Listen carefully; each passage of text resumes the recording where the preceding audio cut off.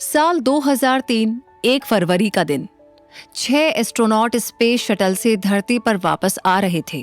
पूरी दुनिया उनका इंतजार कर रही थी, क्योंकि ये पहला मौका था जब किसी एस्ट्रोनॉट के ग्रुप ने इंटरनेशनल स्पेस स्टेशन में 15 दिन बिताए थे, क्योंकि इन्हें वहां पर कुछ एक्सपेरिमेंट करने थे ताकि माइक्रोग्रेविटी का प्रभाव जाना जा सके। और जब एक्सपेरिमेंट पूरा हुआ तो वो अपनी धरती पर वापस आ रहे थे, और उसमें हमारे भारत की एस्ट्रोनॉट कल्पना चावला भी शामिल थी। लेकिन देखते ही देखते स्पेस शटल अपना कंट्रोल खो देता है और एक स्पेस शटल का एक टुकड़ा टूटकर उसके विंग्स से टकराता है, जिसकी वजह से उस विंग्स में एक विस्फोट होता है और धीरे धीरे वो आग पूरे स्पेस शटल में लग जाती है। और महज कुछ ही मिनट के अंदर वे एस्ट्रोनॉट्स अपना दम तोड़ देते हैं, जिसे देखकर पूरी दुनिया दहल जाती है, क्योंकि ये नजारा ऐसा था जिसने लोगों को झकझोर कर रख दिया था। और उसके बाद 2003 से लेकर 2011 तक इंटरनेशनल स्पेस स्टेशन का काम बहुत धीमा हो गया, क्योंकि वैज्ञानिक इस बात को मानने लगे थे कि अभी भी वो सुरक्षित तरीके से स्पेस यात्रा के लिए तैयार नहीं थे, और ना ही इतनी ज्यादा टेक्नोलॉजी डेवलप थी कि एस्ट्रोनॉट को सही सलामत स्पेस स्टेशन पर लेकर जा सके। इसीलिए स्पेस एजेंसी किसी एस्ट्रोनॉट की जान जोखिम में नहीं डाल सकती थी।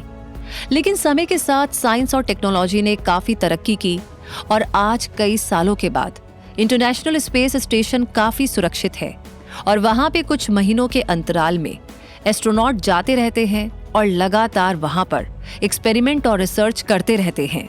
और आज वहां पर लगभग 240 लोगों के आसपास एस्ट्रोनॉट और साइंटिस्ट जा चुके हैं, और आगे भी ऐसे ही जाते रहेंगे। तो आज हम जानेंगे कि कैसे 24 साल पहले बनाया गया इंटरनेशनल स्पेस स्टेशन काम करता है, और कैसे ये न जाने कितने एक्सपेरिमेंट को सफल बना रहा है। और हम ये भी जानेंगे कि कैसे इंटरनेशनल स्पेस स्टेशन मानवता को स्पेस में रहना सिखा रही है। तो आज की इस डॉक्यूमेंट्री में हम इंटरनेशनल स्पेस स्टेशन के बारे में जानेंगे, तो infinitystream.tv में अंत तक जरूर बने रहे। इंटरनेशनल स्पेस स्टेशन इंसानों का दूसरा घर है, जहां पे हमारी धरती के इंसान जाकर रहते हैं, जिन्हें हम एस्ट्रोनॉट कहते हैं। और ये एस्ट्रोनॉट वहां पर जाकर हमारी मानवता के लिए खोज करते हैं। और ये घर एक फुटबॉल के मैदान जितना बड़ा है, जहां पे एस्ट्रोनॉट रिसर्च के साथ साथ एक्सरसाइज करते हैं, और कभी कभी जरूरत पड़ने पर स्पेस वॉक भी करते हैं। और उन्हें वहां पे रिसर्च के साथ हर दिन एक्सरसाइज भी करनी होती है। और जीरो ग्रेविटी यानी माइक्रो ग्रेविटी में उन्हें बहुत काम भी करना पड़ता है। और जैसे हम घर के अंदर रहते हैं और जब कचरा जमा होता है तो हम उसे बाहर फेंक देते हैं, वैसे ही एस्ट्रोनॉट भी वहां पर वक्त वक्त पर सफाई भी करते हैं। और जहां इंसान रहता है वहां पर खाने की जरूरत भी पड़ती है, इसलिए स्पेस एजेंसी उन्हें धरती से खाना भी भेजती रहती है। तो देखा आपने, इंटरनेशनल स्पेस स्टेशन भी हमारी धरती के घर की तरह है, जहां पर एकदम हम घर की तरह रहते हैं। बस फर्क इतना है कि यहाँ पर हम ग्रेविटी पे रहते हैं और वहां पे एस्ट्रोनॉट माइक्रो ग्रेविटी में रहते हैं, यानी कि हम कहे तो जीरो ग्रेविटी में रहते हैं। वैसे अगर हम धरती के अजूबों की बात करें तो वो हमारे पास बहुत से हैं, लेकिन इंसानों के द्वारा स्पेस में बनाए गए अजूबों की बात की जाए तो वो सिर्फ एक है, जिसका नाम है इंटरनेशनल स्पेस स्टेशन। क्योंकि जब भी कोई इसे देखता है तो उसे यही लगता है कि आखिर इतने बड़े स्पेस स्टेशन का निर्माण कैसे हुआ होगा, और इसे आखिर किसने बनाया है और कब बनाया है। तो इसकी शुरुआत 20वीं सदी से होती है, जब 3 वैज्ञानिक हरमन ओबर्ट, वेहरनर वॉन और केओनस्टेटिन तसोलकोवस्की को ये आइडिया आता है कि क्यों ना स्पेस में ऐसी जगह बनाई जाए जहां पर हम एस्ट्रोनॉट को भेज सके और जीरो ग्रेविटी पर एक्सपेरिमेंट कर सके। क्योंकि धरती पे ग्रेविटी की वजह से बहुत से एक्सपेरिमेंट अधूरे रह जाते हैं और उसमें बहुत सारी गलतियां पैदा होती है। और ये आइडिया काफी अच्छा था, लेकिन उस वक्त इतनी बेहतर टेक्नोलॉजी नहीं थी कि ये कारनामा किया जा सके। और दूसरी चीज ये थी कि इस काम में बहुत ज्यादा पैसे की जरूरत थी, इसलिए उस वक्त इस आइडिया को भुला दिया जाता है। लेकिन फिर 1971 यानी 1971 में रूस, जिसे कि उस समय सोवियत यूनियन भी कहा जाता है, वो एक बहुत बड़ा मिशन लॉन्च करता है, जिसका नाम सोल्यूट 1 था, और ये रशिया का पहला नेशनल स्पेस स्टेशन होता था। अब जाहिर सी बात थी कि उस समय कोल्ड वॉर के चलते रशिया और अमेरिका एक दूसरे को पीछे छोड़ना चाह रहे थे, इसलिए अमेरिका ने भी अपना स्टेल लैब स्पेस स्टेशन लॉन्च किया। और फिर नासा ने एक बहुत बड़ा स्पेस स्टेशन बनाने के बारे में सोचा, जहां पे लोग काफी दिन तक रह सके और रिसर्च भी आसानी से कर सके, जिसके लिए उन्होंने फ्रीडम मिशन शुरू किया। लेकिन ये मिशन इतना महंगा था कि यूएस कांग्रेस ने इस मिशन में आधा फंड देने के बाद बीच में ही नासा का साथ छोड़ दिया, जिस वजह से ये मिशन पूरे तरीके से रुक गया था। दूसरी सबसे बड़ी चीज ये थी कि कोई भी देश इतना बड़ा मिशन अकेले अपने दम पर पूरा नहीं कर सकता, क्योंकि इसमें बहुत ज्यादा पैसे की जरूरत थी, जिसकी वजह से नासा ने नई योजना बनाई और उसने बाकी देशों की तरफ रुख करना शुरू किया और कुछ देशों के सामने इसका प्रस्ताव भी रखा। फिर 1993 में यानी 1993 में इस योजना में वे सभी देश शामिल होते हैं, जिसमें अमेरिका के साथ उसका सबसे बड़ा कॉम्पिटिटर रशिया भी शामिल था और उसके साथ जापान, यूरोप, स्पेस एजेंसी के अंदर उसके 11 देश भी शामिल थे और कनाडा और जापान भी इस योजना में हिस्सा लेते हैं। और फिर कहीं जाकर इस योजना पर काम होना शुरू हो जाता है। इसका पहला मॉड्यूल महज 5 साल के बाद 1998 में भेजा जाता है और 10 साल में इंटरनेशनल स्पेस स्टेशन पूरी तरह से बनकर तैयार हो जाता है। आज इसका साइज लगभग एक फुटबॉल के मैदान जितना बड़ा है और ये लगभग धरती से 400 किलोमीटर की ऊंचाई पर घूमता है, जिसे हम धरती का लोअर ऑर्बिट भी कहते हैं। इस स्पेस स्टेशन में सिर्फ 6 एस्ट्रोनॉट रहते हैं और अगर बहुत ज्यादा जरूरत हुई तो वहां पर 13 एस्ट्रोनॉट रह सकते हैं। लेकिन अब सवाल ये उठता है कि आखिर इतना बड़ा स्पेस स्टेशन बना कैसे?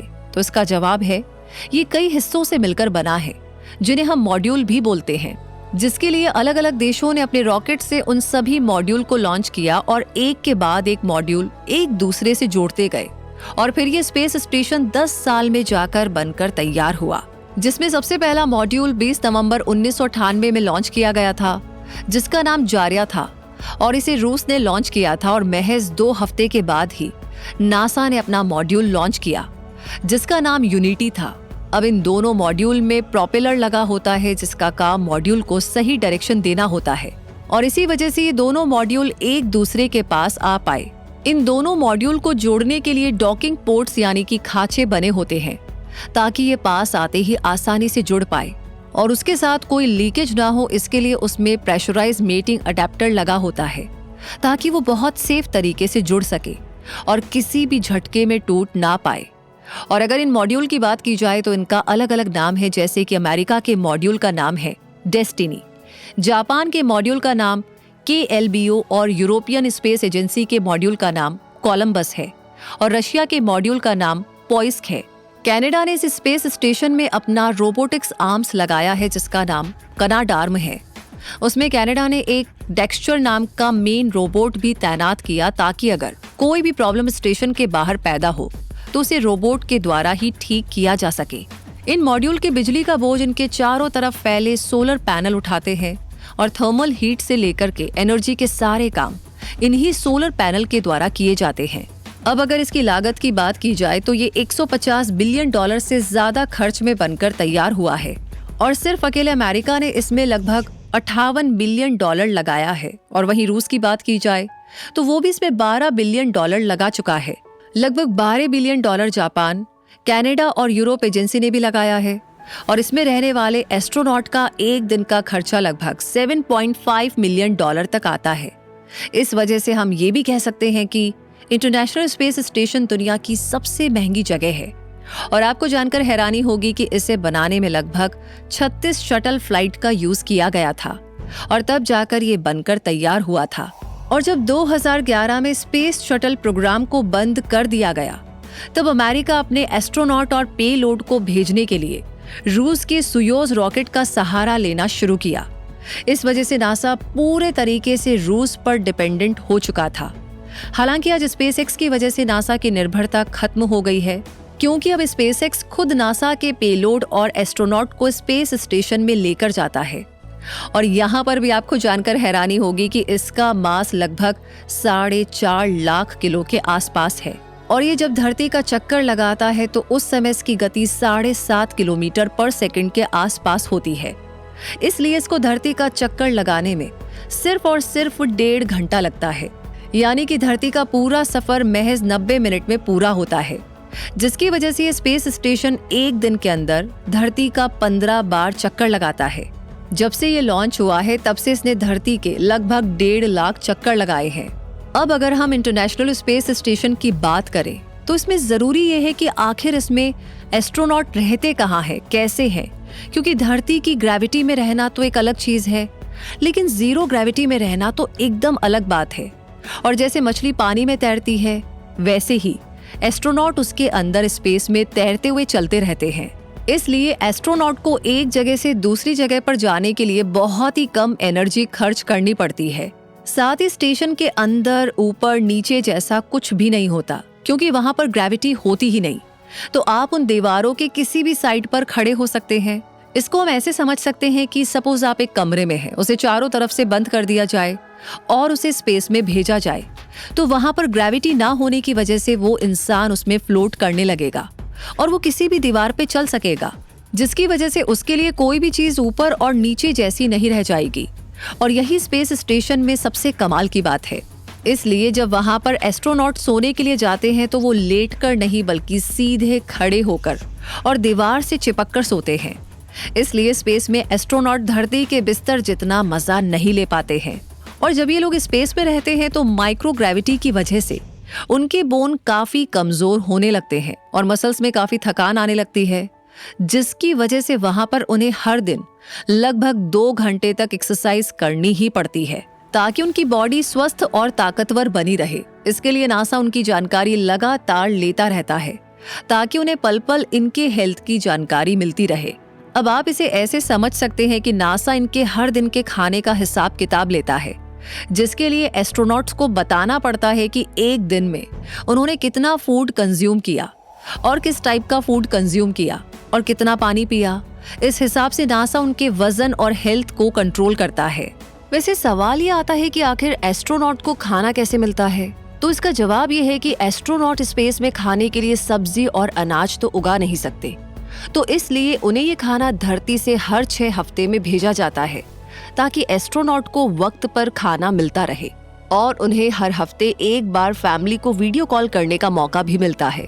और खाने के बाद तो बाथरूम जाना ही होता है, तो इसके लिए वहां पर धरती जैसे बाथरूम नहीं होते हैं, क्योंकि धरती के बाथरूम में आप पानी का यूज करते हैं, लेकिन स्पेस में पानी की जगह सक्शन एयर का यूज किया जाता है, जिसका काम प्रेशर के द्वारा वेस्ट प्रोडक्ट को पाइप में खींचना होता है। अब अगर हम बात करें तो धरती पर रहने वाला इंसान एटमॉस्फेरिक प्रेशर में रहता है, लेकिन जैसे ही वो स्पेस की जीरो ग्रेविटी में जाएगा तो जीरो प्रेशर की वजह से वहां पे इंसान मर जाएगा। तो सवाल ये उठता है कि आखिर एस्ट्रोनॉट इंटरनेशनल स्पेस स्टेशन में कैसे रहते हैं, जबकि वहां पर तो कोई वातावरण नहीं है? तो इसका जवाब ये है कि वहां का हर चैम्बर आर्टिफिशियल चैम्बर के द्वारा प्रेशराइज्ड होता है और इसी वजह से वहां पे एस्ट्रोनॉट को कोई दिक्कत नहीं होती है।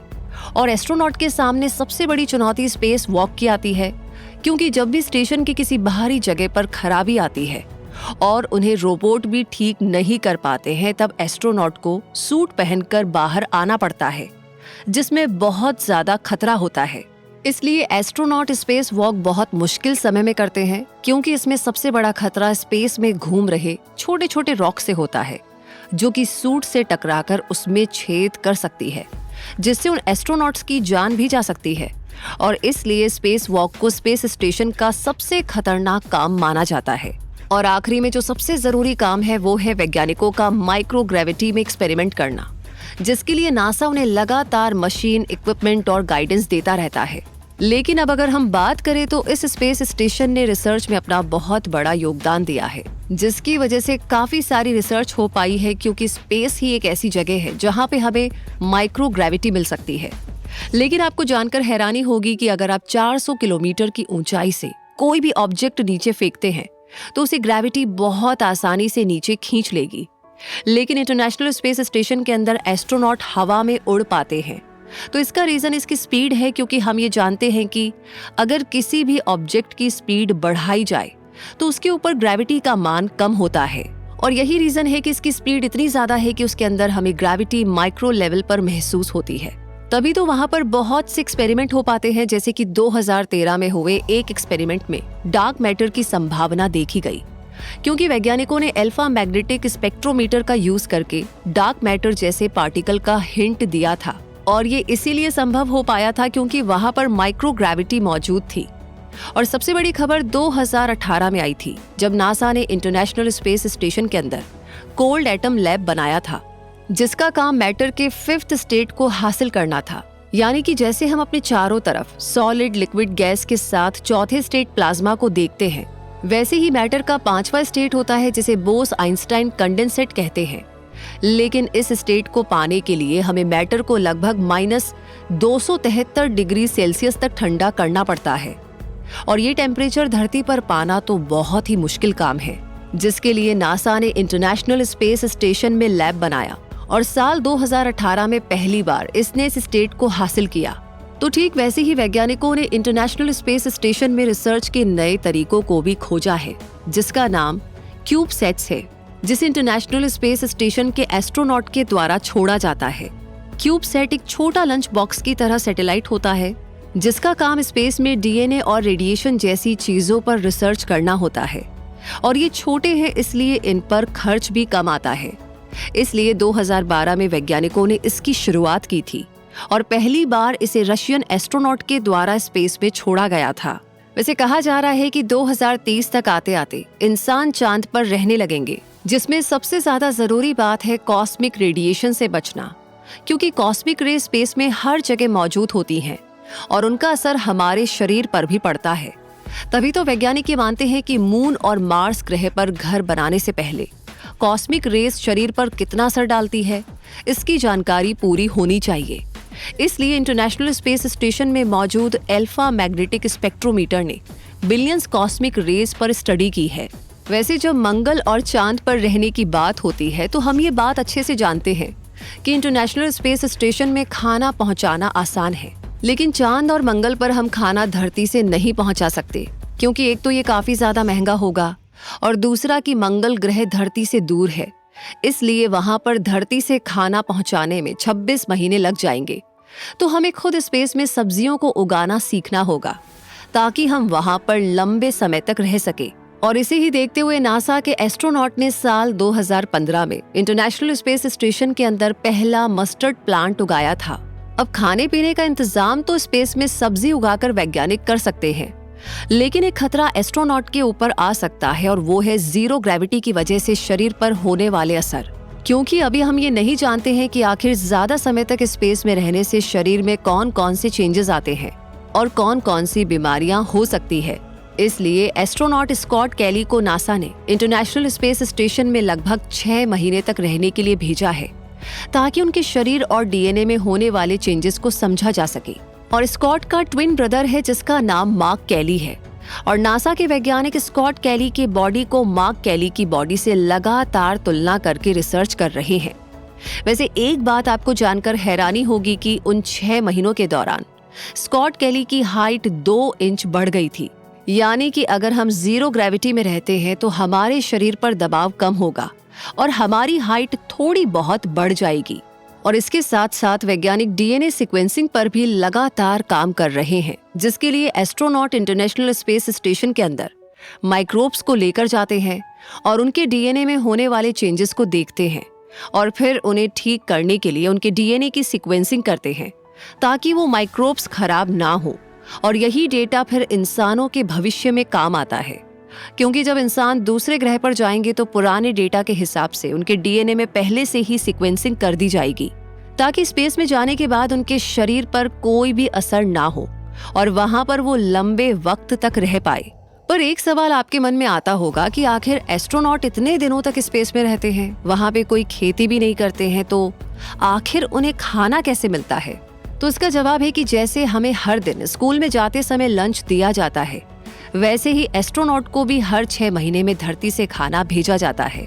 और इस फूड को पहुंचाने का काम ऑर्बिटल सिग्नस 1 व्हीकल करता है, जिसे ऑर्ब 1 भी बोला जाता है। ये लगभग 1.2 टन का पेलोड स्पेस में लेकर जाता है और इसे रशिया के सुयोज लॉन्च व्हीकल के द्वारा लॉन्च किया जाता है, और तब कहीं जाकर ये ऑर्बिटल इंटरनेशनल स्पेस स्टेशन तक पहुंचता है। उसके बाद उनके मॉड्यूल से जुड़ जाता है और फिर उसके अंदर में मौजूद सामान को वहां पर मौजूद क्रू मेंबर बाहर निकाल लेते हैं। तो इस पेलोड में खाने के साथ साथ रिसर्च इक्विपमेंट भी होते हैं, हार्डवेयर पार्ट्स भी होते हैं और आपको जानकर हैरानी होगी कि जितने क्रू मेंबर के लिए खाना भेजा जाता है उस दौरान हर क्रू मेंबर के फैमिली वाले उन्हें कुछ ना कुछ सामान भी भेज सकते हैं। तो अब अगर हम स्पेस फूड की बात करें तो उनकी प्रोसेसिंग काफी महंगी होती है, इसलिए वो पूरे तरीके से सूखे होते हैं और जब उन्हें फ्रूट और चीजें भेजी जाती है तो उन फूड को पहले सुखाया जाता है ताकि उसके अंदर के फैट और मॉइस्चर को कम किया जा सके और फिर उन फूड को रेफ्रिजरेटर में रख कर के भी सुखाया जाता है ताकि उनकी शेल्फ लाइफ बढ़ सके, क्योंकि एक बार जो खाना स्पेस में जाएगा वही 6 हफ्ते तक उन्हें खाना होता है। तो वहां पर मौजूद एस्ट्रोनॉट ताजे फल के लिए तरस जाते हैं।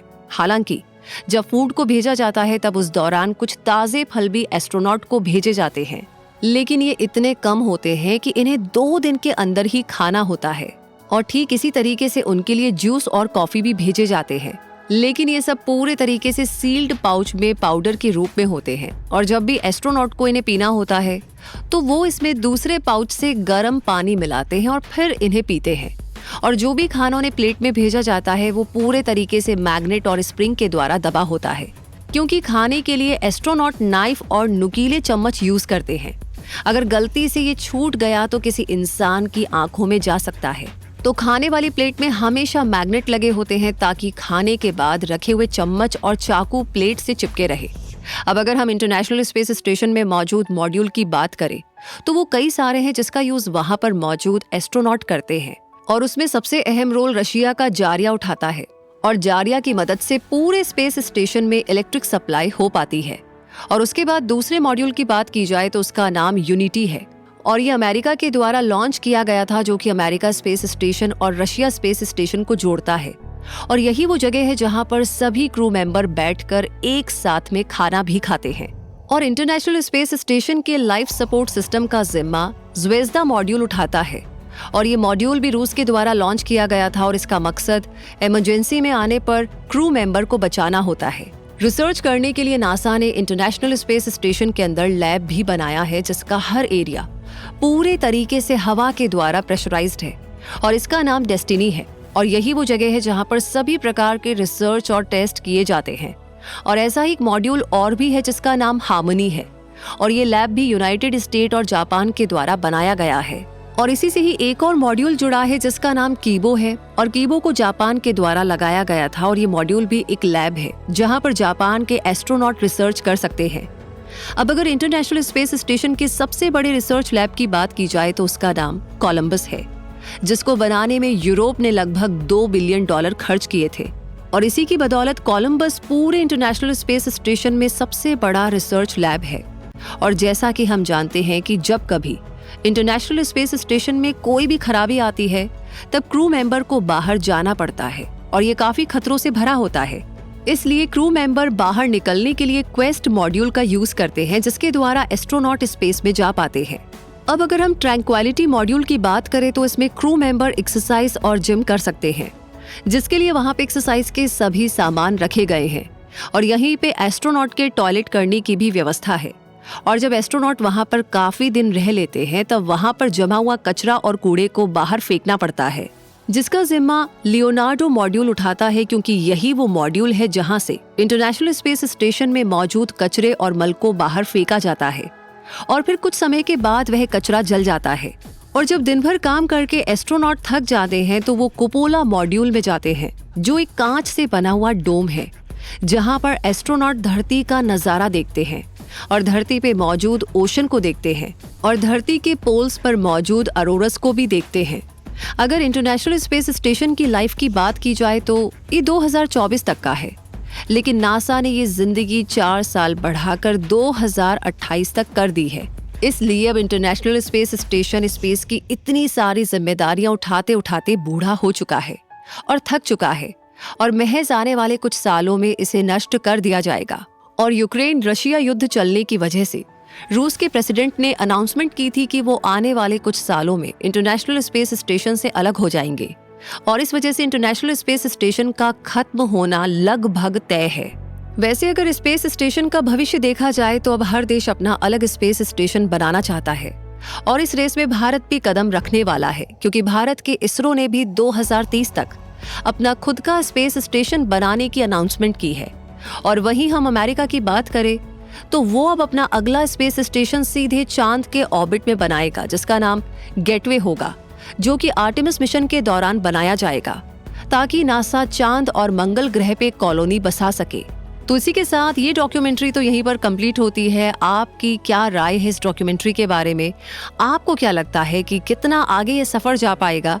हमें जरूर बताएं कमेंट सेक्शन में। बाकी किस टॉपिक पर आप डॉक्यूमेंट्रीज देखना चाहते हैं वो भी लिख भेजिए। मिलेंगे जल्दी ही, तब तक के लिए जुड़े रहिए infinitystream.tv से। धन्यवाद।